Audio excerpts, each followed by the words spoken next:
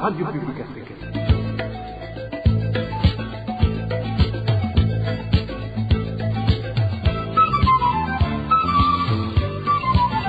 Radio Publique Africaine.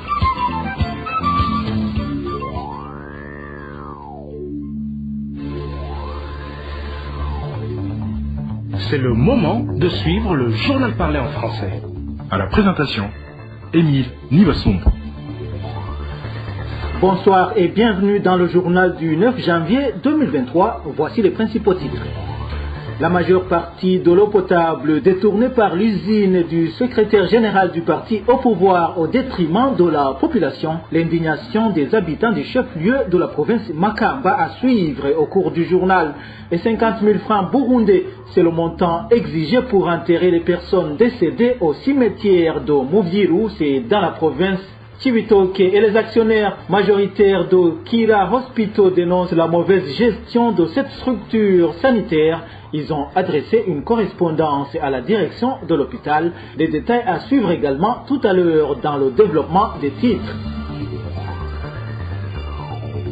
Page sécurité pour commencer. Les notables et les leaders de la communauté Banyamulenge vivant en République démocratique du Congo tirent la sonnette d'alarme et demandent au président burundais de ne pas tomber dans le piège de certains militaires congolais extrémistes. Dans une correspondance lui adressée en tant que président en exercice du sommet des chefs d'État de l'EAC, ces Congolais de l'ethnie Tutsi ont mis en exergue certains faits et événements qui, selon eux, prouvent qu'il y a un génocide en cours, un génocide commis par des militaires congolais en complicité avec les troupes burundaises.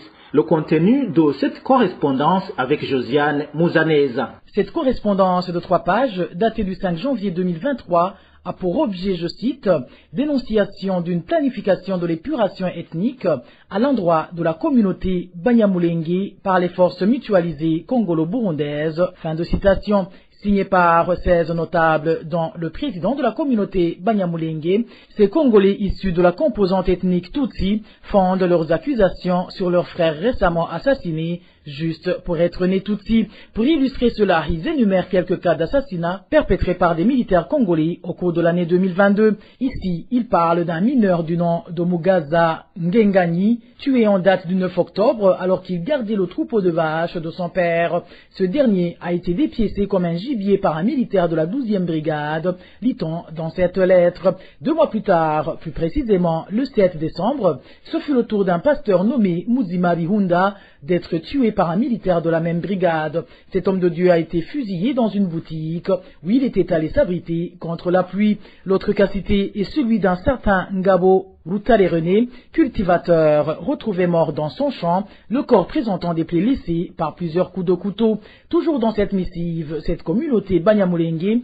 fustige une attaque menée par les mêmes militaires FARDC et leurs alliés, dont les militaires burundais et les groupes armés, à savoir Bilonze, Bishambuke, les Maïmaï, les Red Tabara et les FNL, qui se seraient coalisés pour mener à bien cette sale besogne, sous le commandement du colonel Alexis Rugabisha. Ces derniers se sont rués sur les Banyamulenge, retournés chez eux après un séjour passé à Minembwe, fuyant leur bourreau. Depuis ce jour, femmes et enfants, vieillards, malades et autres infirmes vulnérables se sont réfugiés dans des brousses de peur d'être assassinés, d'où ces leaders et notables Banyamulenge appellent le gouvernement burundais à se désolidariser avec ces extrémistes FARDC qui veulent les embarquer dans leur plan macabre visant l'extermination de ces Congolais de l'ethnie Tutsi. Ils demandent également que ces troupes burundaises soient écartées de toutes ces opérations et de les remplacer par celles agissant dans le cadre de l'EAC qui ont la mission sacrée de protéger la population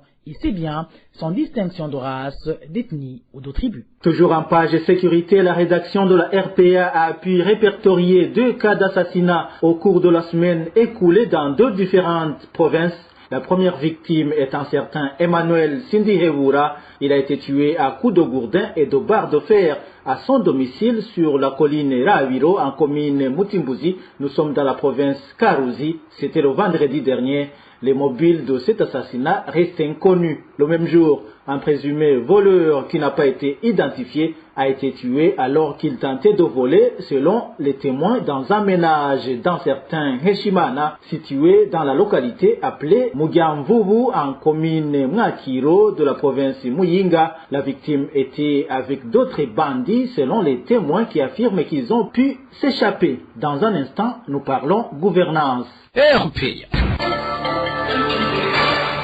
Je vous le disais dans les titres, la situation d'Okira Hospital est absolument critique, dénoncent les actionnaires majoritaires privés de cet hôpital dans une correspondance adressée aujourd'hui à la direction de l'hôpital avec copie au président de la République et au Premier ministre. Dans la correspondance, ces actionnaires dénoncent une mauvaise gestion et demandent d'être de nouveau associés dans la gestion de cet hôpital. Éloge Divin Remèche. Dans une correspondance adressée à la direction générale intérimaire de l'hôpital Kira, les actionnaires privés majoritaires réunissant 65% du capital dénoncent la mise en faillite délibérée de cet hôpital qui se manifeste depuis avril 2022. Parmi les actes entraînant cette mise en faillite figurent ceux liés au détournement de fonds. Ces actionnaires privés et majoritaires citent entre autres des détournements de fonds alloués aux chantiers d'extension, des sorties de fonds inexpliquées, des surfacturations de certains approvisionnements ainsi que du non-renouvellement des contrats d'assurance maladie. À cela s'ajoute également la signature des contrats à durée indéterminée par une direction qui de fait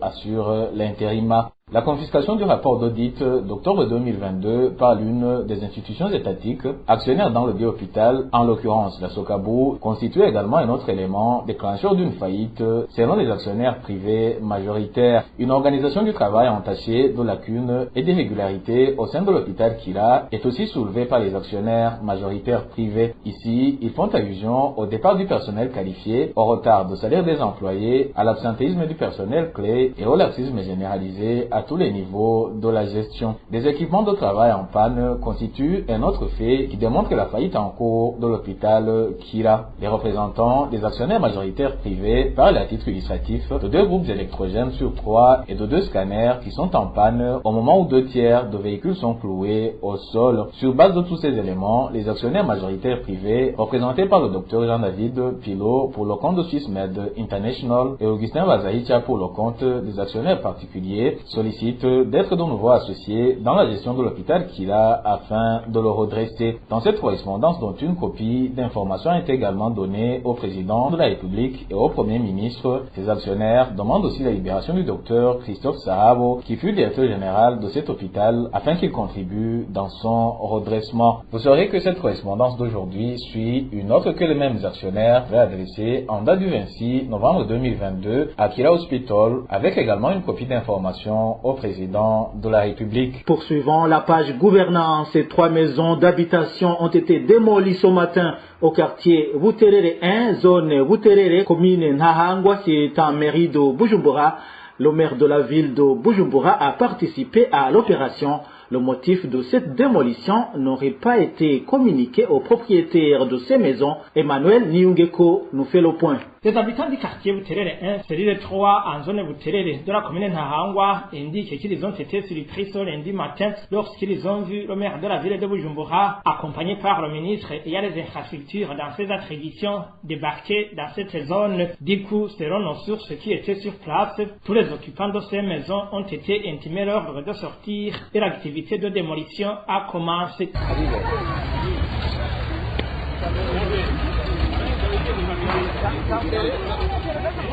Les propriétaires de dites maisons n'ont pas été signifiés ni des raisons de cette démolition, ni du jour vers nos sources locales qui condamnent ce genre de comportement. 3 maisons ont été complètement détruites sans nous dire le motif. Ces maisons étaient habitées par des familles, mais ont été réduites en terre et leurs propriétaires sont actuellement sans abri. C'est vraiment grave et ils n'ont rien expliqué. Ils sont venus avec des policiers et une machine et ont ordonné sonné que les gens sortent et la démolition a commencé. Le maire de la ville a reçu un appel téléphonique. Je pense que c'était d'une haute autorité et l'opération s'est arrêtée. Nous sommes étonnés de voir une telle autorité venir détruire des maisons des citoyens sans présenter aucun document. Nous demandons que la justice puisse nous entendre et surtout que le président de la République demande des explications sur cette situation. Contacté à ce sujet, Jimmy Hatungimana, maire de la ville de Bujumbura, nous a renvoyé chez le ministre des Infrastructures, de l'Équipement et des Logements sociaux. Ce dernier aussi n'a pas voulu s'exprimer sur le dossier. La gouvernance, c'est également cette population de la zone Rukaramu qui se dit indignée par l'exclusion de leur zone sur la liste des zones que le gouverneur de Bujumbura compte visiter à partir de mercredi en vue de débattre les principales préoccupations de la population de la commune Mutimbuzi. D'après certains habitants de la localité, les autorités provinciales évitent la zone Rukaramu pour étouffer la question épineuse des terres et champs de riz détournés par les responsables du parti CNDD-FDD, suivait l'un des agents proches de l'administration communale à Mutimbuzi. Nous avons vu sur les réseaux sociaux un calendrier de descente sur terrain du gouverneur de province de Bujumbura. Il va effectuer des descentes dans des zones de la commune Mutimbuzi, dont Gatumba, Ruirizi, Maramvia. En lisant ce calendrier de descente, ils auraient omis sciemment la zone Rukaramu, qui fait partie des zones de la commune Mutimbuzi. Alors l'on s'interroge pourquoi Rukaramu n'y figure pas. À mon humble avis, Rukaramu c'est une zone agricole comme toute autre zone de la commune Mutimbuzi, mais Rukaramu a une particularité. Il y a des terres qui ont été spoliées par les autorités provinciales. Même il y a le nom du député Saouda qui est cité, le gouverneur de Bujumbura, mêmement fait partie des spoliateurs. L'on cite également l'administrateur de la commune Mutimbuzi, Bouteo Siméon. Le fait de ne pas mentionner la zone Rukaramu sur la liste des descentes, c'est pas un fait du hasard, parce que la population agricole de la zone ne sait plus à quel fin se vouer, parce qu'elle a été victime de spoliation. Il y a des zones agricoles dans cette même région, dont la zone communément appelée Mugifaransa et notre zone appelée Mumbumbarugo. Toutes ces terres ont été spoliées par les autorités qui étaient censées protéger les intérêts de la population de Rukaramu. Le gouverneur de Bujumbura, Désiré Nsengiyumva, a dit à la rédaction qu'il était déjà au courant de ses préoccupations. Il a indiqué que la zone Rukaramu sera mise sur l'agenda des visites dans les prochains jours, sans préciser les dates. Pour clore la page gouvernance, je vous le disais également dans les titres, un paiement d'une somme de 50 000 francs burundais est exigé pour avoir l'autorisation d'enterrer les morts au cimetière de Moviru de la province Cibitoke. Les habitants de cette province disent que cette somme est exorbitante. Ils demandent à l'administration provinciale d'annuler cette décision. Le point avec Gloria Caneza. Ce paiement de 50 000 francs burundais est exigé aux habitants de la province Cibitoke qui désirent enterrer les leurs au cimetière de Movilu depuis déjà un mois. Cet argent est collecté par un groupe de gens qui se sont mis ensemble et créé une coopérative selon ce témoignage. Ici, au chef-lieu de Cibitoke, il n'est pas possible d'enterrer au cimetière de Movilu sans payer une somme de 50 000 francs. Ça fait déjà un mois qu'un groupe de gens exige ce montant. Pourtant, nous savons que ce terrain appartient à l'État. Cette coopérative serait soutenue par l'administration locale selon toujours notre source. Nous sommes très étonnés. Il faudra chercher le gouverneur car il est au courant de la situation. Lorsqu'une personne meurt, les gens de la coopérative ont le monopole de faire tous les travaux d'inhumation. Ils exigent leur prix car personne d'autre ne les concurrence. Les habitants de Cibitoke trouvent cette somme excessive. Ils demandent à l'administration provinciale de stopper dans l'immédiat la collecte de cet argent. À ce propos, la rédaction de la RPA n'a pas encore pu joindre le PCA, Karem Vizosa, gouverneur de la province de Cibitoke. Dans un instant, nous abordons la page société. RPA. Le manque d'eau potable inquiète les habitants du chef-lieu de la province Makamba. La cause majeure de ce manque d'eau est qu'elle a été détournée vers l'usine du secrétaire général du parti au pouvoir CNDD-FDD, Cette population demande à la Régie des eaux de trouver une solution rapide à ce problème, surtout en cette période d'épidémie de choléra. Plus de détails avec Eric Nyonzima. Les habitants du chef-lieu de la province de Makamba, c'est au sud du pays, font savoir que plusieurs quartiers passent toute une semaine sans être approvisionnés en eau potable. Notre source indique que cette situation s'aggrave du jour au lendemain, à tel point que même les structures sanitaires et les camps militaires et policiers ne sont plus épargnés. L'eau peut manquer pendant une semaine. Même l'hôpital, la police et l'armée manquent d'eau. On se demande si la Régie des eaux n'est plus en charge de l'eau et de l'électricité. Elle est plus préoccupée par le carburant. Notre source à Makamba souligne que son manque d'eau au chef-lieu de cette province a été accentué par l'orientation des conduits d'eau à l'usine appelée Igo. Cette dernière est située à 3 km du chef-lieu de la province et appartient à Révérien Di Curio, le secrétaire général du parti au pouvoir au sein de DFDD. L'eau de la Régie des eaux a été orientée vers l'usine de Révérien, le secrétaire général du parti CNDD-FDD. L'on se demande si la Régie des eaux appartient au gouvernement ou à un particulier. Nous demandons à cet homme d'affaires Révérien de trouver sa propre source, qu'il reste la source de la Régie des eaux. Chaque fois qu'il utilise, le chef-lieu de Makamba manque d'eau. Les habitants disent que nombre utilisent actuellement l'eau des rivières Bouillez et Nyangoni. Ils craignent alors d'attraper des maladies de message, surtout en cette période d'épidémie de choléra. La population utilise l'eau de la rivière. Tous les déchets de la ville de Makamba se déversent dans cette rivière. Il y a aussi une rivière qui passe dans la ville de Makamba qui s'appelle Nyangoni. Déjà boivent l'eau de cette rivière. Pourtant, elle est très sale et rose. Il demande aux responsables de la Régie des eaux de trouver solution à ce problème. On n'a pas encore joint les responsables de la Régie des eaux ainsi que le secrétaire général du parti CNDD-FDD. Quittons Makamba pour nous rendre à Bujumbura où certains citadins s'indignent d'un comportement inhabituel des gens qui se soulagent n'importe où au vu des passants. Non seulement ces individus rendent la ville impropre, mais aussi ils violent les bonnes mœurs de la société burundaise. Ces habitants demandent au gouvernement de mettre en place des latrines publiques et de combattre l'impunité. Onésime Dushimagize nous en dit plus. D'après nos ancêtres, celui qui perd sa culture perd également sa personnalité. Les bonnes mœurs sont les éléments importants qui font l'homme. Telle est l'indignation d'un habitant de la ville de Bujumbura qui déplore le mauvais comportement de certains citoyens qui se soulagent de n'importe où au vu de tous les passes. Il fait savoir que depuis un certain temps, certains endroits de la ville de Bujumbura sont devenus des urinoirs non autorisés. Aujourd'hui, il n'est plus question de se cacher pour se soulager.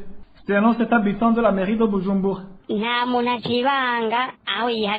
Les gens n'ont pas honte de se soulager au bord de la route, que ce soit au centre-ville ou dans les quartiers. Ils se soulagent partout, sur les poteaux électriques, sur les places publiques, notamment les écoles, au vu des enfants. C'est une honte. Il est très difficile pour nous, les parents, de se promener avec nos enfants parce que ça fait honte de croiser quelqu'un qui se soulage devant nos enfants. Il y a des enfants au bas âge qui pensent que les personnes adultes ne font pas ça. Imaginez-vous alors une telle honte d'assister à ce phénomène en compagnie d'un petit enfant. C'est vraiment à décourager. Pour ces habitants de la ville de Bujumbura, non seulement ce phénomène des gens qui se soulagent n'importe où accentue l'insalubrité de la ville, mais aussi font la promotion d'une mauvaise éducation. Ils demandent à la municipalité de Bujumbura de construire des latrines publiques, d'exiger aux propriétaires des bars et restaurants de construire des latrines suffisantes et d'assurer les propriétés et de sanctionner toutes les personnes qui se soulagent sur la voie publique. Certaines personnes ouvrent des bars et restaurants mais ignorent la mise en place des lieux d'aisance. Leurs clients se soulagent sur les murs des maisons d'habitation, ce qui crée des mésententes de tous les jours. Il faut que les responsables du ministère habilité et tous les administratifs municipaux sortent de leur silence et d'agir avant qu'il ne soit tard. Il faut qu'ils se renseignent comment ça se fait dans d'autres villes propres de leurs pays voisins. On a beaucoup parlé du projet des toilettes publiques, mais on ne sait pas sa finalité. À ce propos, la rédaction de la RPA a essayé de contacter le maire de la ville de Bujumbura, Jimmy Hatungimana, mais sans parvenir. Pour clore cette édition, parlons de certains parents qui s'insurgent contre les chansons aux paroles indécentes qui sont diffusées à travers les médias, jouées dans les bus et ailleurs, des chansons qui, selon eux, portent des messages qui violent les mœurs et la culture burundaise. Ces parents insistent auprès des autorités, en particulier auprès du ministre en charge de la culture, de prendre en main ce problème et interdire ces chansons dans le pays. Suivez l'un des parents qui interpelle les Burundais. Yemwe mujejwe umuco n'akaranga muzi bwa misi yose abajejwe intwaro n'ukuri umviriza imiziki basigaye bavuza mu maradiyo mu bubare umviriza imiziki ivuga mu mabisi. Vous les responsables de l'art et de la culture burundaise, vous les autorités du pays, écoutez bien les chansons qui passent à la radio, dans des bistrots, dans des bus, où les parents sont assis avec leurs enfants, des chansons pleines de paroles impudiques. Les enfants dansent actuellement sur des rythmes des chansons indécentes. Et ces chansons sont jouées partout. Écoutez les paroles que la jeunesse burundaise est en train d'assimiler. Par exemple, il y a des chansons qui ont été diffusées à la veille du Nouvel An, et je trouve que cela est très déplorable. Dans les pays voisins, ce genre de chansons ont été bannies, mais au Burundi, elles sont jouées sans aucun problème. Chaque fois que vous vous déplacez en bus ou en taxi, ou que vous passez devant les studios, ou alors si vous êtes dans des bistrots, écoutez attentivement les chansons qui y sont jouées et manifestez votre indignation pour que les responsables puissent agir. Nous avons de très belles chansons et il faut qu'elles soient multipliées et diffusées. Le gouvernement doit bannir ces autres chansons qui vont à l'encontre de nos mœurs. Imaginez-vous que les parents en sont arrivés à mettre des écouteurs pour éviter d'entendre ces chansons, mais c'est peine perdue parce que c'est joué presque partout. Interpellez le gouvernement pour qu'il puisse rétablir la culture burundaise. Les chansons qui sont en train de sortir actuellement sont remplies de paroles indécentes. Où sont les responsables du domaine de l'art et de la culture? Est-ce qu'ils ne suivent pas ce qui se passe? Ils sont tout simplement en train d'empoisonner tout le pays, et plus particulièrement nos enfants. Comment pourrions-nous être bénis si nous chantons tous des paroles impudiques? Non. Que tout le monde se lève et agisse pour le bien de la culture burundaise avant qu'il ne soit trop tard.